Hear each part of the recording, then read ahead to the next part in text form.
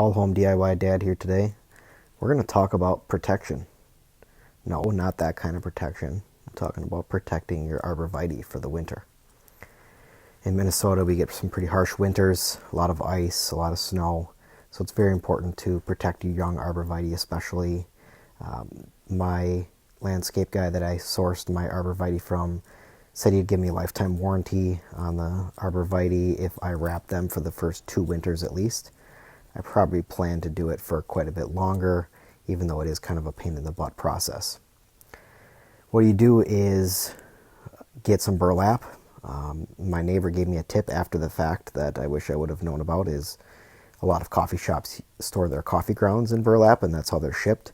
And they're sacks, which is a lot easier than using the roll like I did. And you could just slip them over and then zip tie them down at the bottom.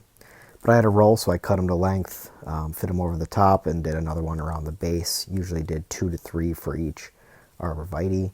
Some of the smaller ones that haven't grown quite as much in the shaded areas, I only had to use 1.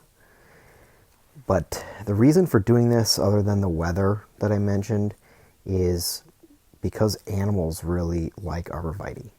Deer especially will come and eat off of the leaves in the winter because if they're exposed, it's a really easy food source for them.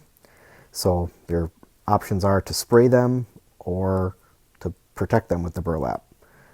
Eventually I may have to spray them when they get bigger and the deer kind of figure out that they're here, even in the winter and spring and fall time.